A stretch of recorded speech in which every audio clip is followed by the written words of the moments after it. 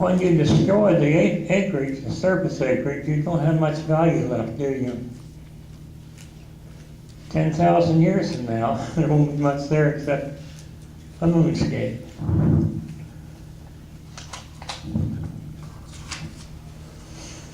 Well, we tried to get some corrective legislation, some ideas introduced this last session legislature. But the legislature was too busy naming bridges for deceased individuals. They named over 50. I have no problem with naming bridges for deceased individuals, but why can't you have a few concurrent resolutions and bills that favor common people? Some of the legislation not mentioned in this handout is this. You may have heard of Senate Bill 656. Has special rates for electricity to big corporations. Well, it's okay when you get them back in West Virginia and create jobs. And guess who's going to make up the difference? Take a look at your electric bills that are coming out. Well,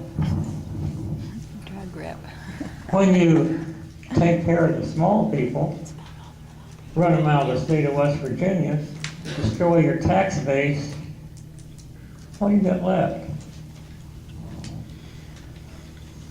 Every year, the legislature passes a few more bills to create a few more penalties to get more people arrested.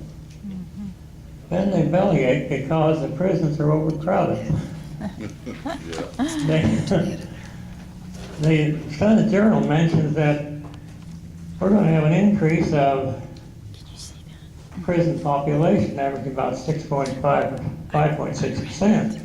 I mentioned 5% in the handout, but it's really 5.6.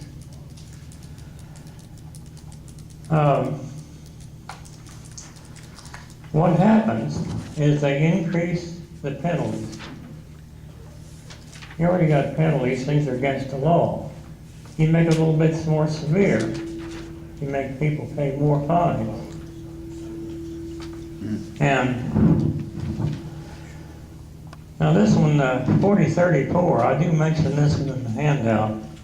House bill authorize the assessment and collection of registration fees, authorize the exemptions of certain vacant properties, authorizing establishing a lien and assessment of civil penalties. And that is something that they said the municipalities can do. Well, what you got there? You got a little tax increase, haven't you? You have a regular property tax, and then you got all this on top of it. Was there anything about our sovereignty? Did you have anything about that? That it didn't go through either the sovereignty legislation that Donna Boley introduced? That was a concurrent resolution. Okay. She was one of several who introduced that. It's just, I think I mentioned that in the handout. Okay. But you expect that to pass? Well, certainly not. Well, here's the problem. West Virginia has been so terrible in the way it's treated its people, particularly in the issue of mountaintop removal, that they're just inviting the federal EPA to come down here like an army, and that's what's happening. The federal EPA took out the mine permit in Logan County. That was the permit of the largest mountaintop removal site in the nation. Why? Because these MTR people have polluted the water, they polluted the air, they destroyed communities. And what happens? Outside the state, this pollution goes downstream. So how are you going to protect state sovereignty if you've got a situation where all this stuff impacts other states because they're going to demand something be done about this?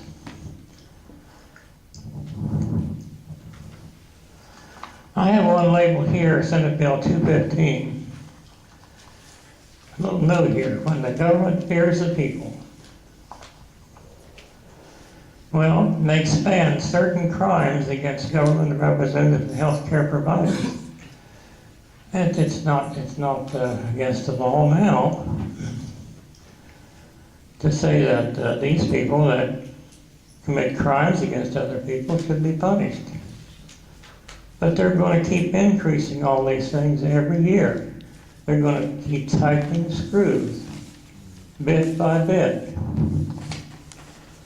That's Senate Bill 215. Now you have 656. It's an enrolled bill, Senate bill, and has to do with special rates of electricity. I think I mentioned that. You can't tell a whole lot just reading the bill, but the thing's special. They're going to get special rates. Now, what kind of special rates are you going to get as consumers?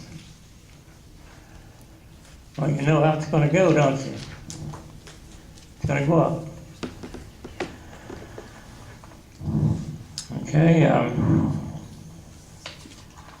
there's too many of these to put. I'd probably take about 7 or 8 pages to mention all these, and I know people don't want to read all this, but if you have any questions later on about how they voted on any of these bills, I can get you the voting records. And I do believe that we ought to think in terms of what Christ did in the temple, the cleansing of the temple. And this election coming up is going to be a chance to do that. Now, we can't use the violence he used. Now, he turned the tables over, he really shook them up. All we have to do is go to the polls and shake them up. There are not too many down there in Charleston that we ought to send back there. And there are not a whole lot of them in the federal level we ought to send back. Amen. And we shouldn't definitely not send Mr. Moulahan back. That's what I call it, Moulahan. Moulahan. Because he's rolling in money. And so's Rockefeller. So most of the rest of them. Flim Flam Moulahan. Flim flam Moulahan. Okay? Last time I checked, he had about Move out. $550 million. I think probably twice that now. But these people don't speak for us. They don't speak in our interest. And question? Yeah, I understand where you're coming from to a certain extent, but how come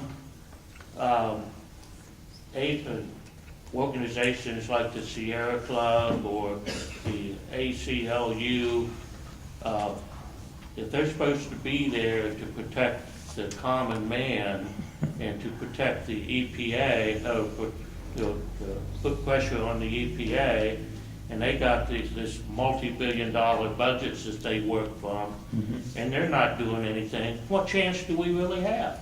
We have the power to vote. Yeah, we have a have the majority. power And to vote. it's a problem with the Tea Parties and others to mobilize that majority. These people are rolling in